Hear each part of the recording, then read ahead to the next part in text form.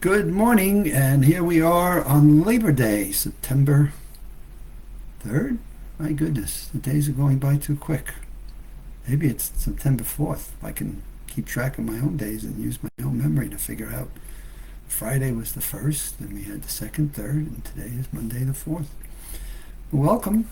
And over the weekend, I was reading an interesting article coming out of another science update that was talking about the things that we can take control over that have an impact on our mental health and fitness, and that we're not all doomed to having dementia and Alzheimer's if we began to take some of our own life actions into account and started to practice some good techniques and life practices and behaviors that give us at least a better chance of having a control over what happens up in here, as well as what even happens up with our hearts and our physical presence and body.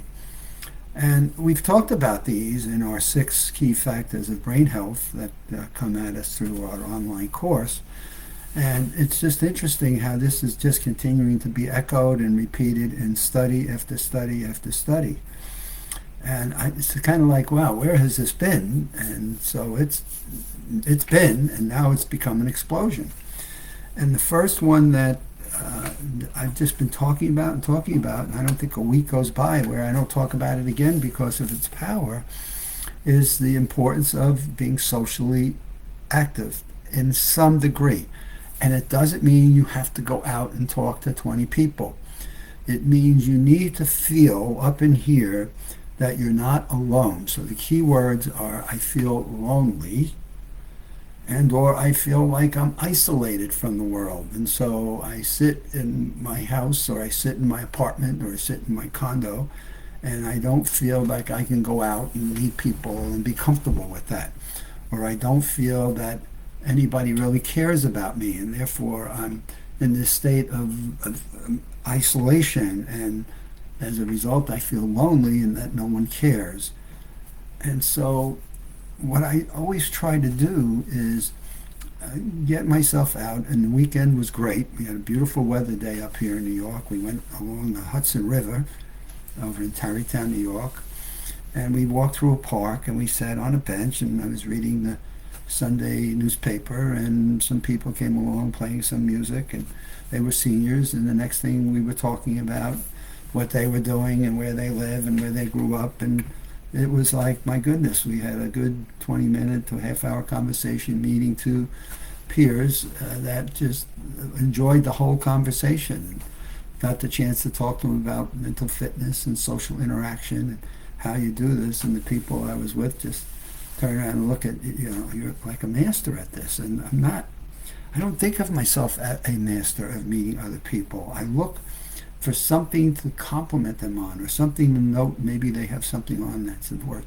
And I've yet to have somebody turn around and punch me in the nose and say, it's none of your business. Get out of here. And people are hardwired to want to be social. And so in this article that I was reading over the weekend, they talked about the importance of social interaction and not feeling isolated or lonely. And how many times I have talked about that, and yet I meet people all the time and have some wonderful conversations, and yet very often their comments are back and they, gee, thank you very much. I appreciated talking with you and having somebody to at least share some of a conversation with, which tells me that they're in this borderline of feeling isolated and or lonely. Well, that's one of the things in this article I was reading. What else were they talking about?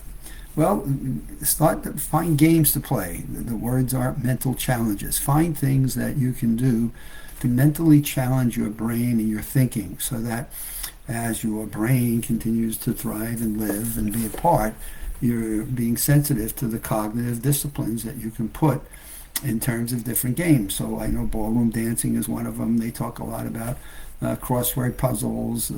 Learning new skills is one of the things. So learning new skills is my way of interfacing with social interaction with learning from people what did they do for a living. And so this gentleman I met yesterday was a chief of a chief in the fire department in New York City.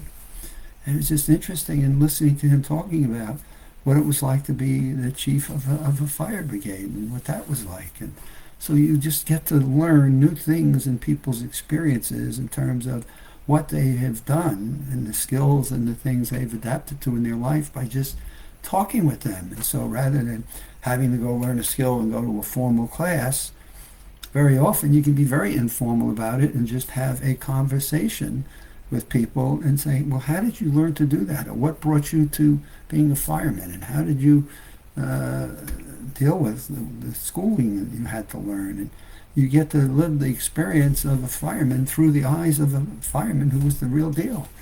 And so bringing mental challenges, dancing is one, listening to music and the words of music, and trying to maintain things that keep you abreast of what's going on in the world. And reading is another thing, and reading different books on subjects that you've never studied before, or learning something you've never done, or reading a biography of a successful person. The point of it is you want to constantly be learning something new. And so we use the word mental challenges, not to put you into a laborious, oh my God, I got to go back to school. No, it's a where it's fun and you're learning something that you enjoy, and learning about people's lives and histories and lived, learning about how to construct a building. Sometimes I just and watch the cranes and the workers and the welders, and just observing how they're doing what they're doing. Just getting yourself out there and just experiencing different opportunities of learning skills and behaviors that people are a part of. It's amazing what you can do. Now, we can go on and on in terms of our elements, but in this article, it was interesting because it got also to smoking and maintaining good heart health. And so it was, don't smoke a whole lot, because smoking is not a good thing for you. I think and they even included vaping in that. And so I've never been a smoker, so that's a hard one for me to relate to in terms of people, though my dad was a smoker, and unfortunately passed away at a very early age of lung cancer. But he would smoke 2 packs of Pall Mall cigarettes a day, and my mother would find them and wash them in water and loved them to pieces and couldn't get him to stop smoking. And so I grew up in that, and so smoking was never a good thing for me. But God, when people are used to smoking, I don't know what you tell them, how you tell them, how to convince them that it's not a good thing for your mental health as well as your physical health. Which then brings us to the next topic that was in this article, which is minimize alcohol consumption. And this pendulum is swinging like as wide as any pendulum. Is wine good for you? Is it not good for you? Is 1 beer a day good for you? Is no beers? How about if you're a female? Should you only have 1 drink versus if you're a male? Well, maybe you can have 2. We know that red grapes are good for us. There's something in the red grape that's a good thing. So go get grapes. Eat red grapes. You don't have to worry about the alcohol part of it. Red wine has got those grapes. If you want to eliminate the alcohol, go buy a pound of grapes at the store, especially at this time of the year. It's September, October. I always find the best times to go pick out red grapes in a grocery store. And so alcohol is another one of these elements. And of course, it goes without saying, more and more work is being done on the study of sleep. And do you have sleep apnea? Do you snore a lot? Are you somebody who's got challenges in getting to bed and things? And so there's nothing we would love to have better than getting 7 or 8 hours of peaceful, uninterrupted sleep. And more research is being done on the importance of sleep and its impact on our mental fitness. As what they're discovering is sleeping has a element in our brain where it cleans out toxins. And again, we've got a self-cleaning mechanism, like a self-cleaning oven, right? A self-cleaning brain, that during your deepest hours of sleep, it's actually taking out some of the toxins that lead to Alzheimer's and dementia. And so getting a good night's rest is clearly one of the elements that we want to be very sensitive to. But the dilemma I find with people is they know, right, and then they get stressed and they know they got to get a good night's sleep. So how do you develop good sleep time periods where, again, I've learned not to watch news after 6 o'clock at night. If there's anything important, I'll see it the next morning. I'll tape a news program, and I can get through an hour's news in about 10 minutes the next morning. If I really want to stay up to date on the news, or just delete the whole thing unless there's something dramatic that's taken place that I want to follow. And so, sleep patterns. And so, what are you doing before you go to sleep? What might you be eating, right? We say no coffee and then no alcohol. There are certain things that you don't want to be eating and doing, and certainly you don't want to eat within an hour of going to bed. So we're learning a lot of different elements about what are the important elements of what gives you the opportunity to start off and have a good night's sleep.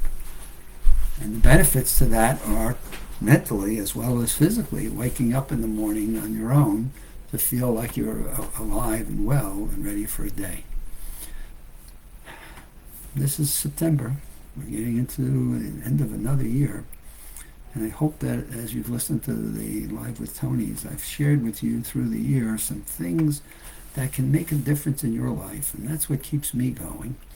And what keeps me going right now is that we've got into September 24th, you will get to see our 24th USA Memory Championship. And I'm excited about the people that are coming from different parts of the United States to compete for who's got the best memory in the United States. So with that, you have a great evening, great day, and we'll see you on Wednesday.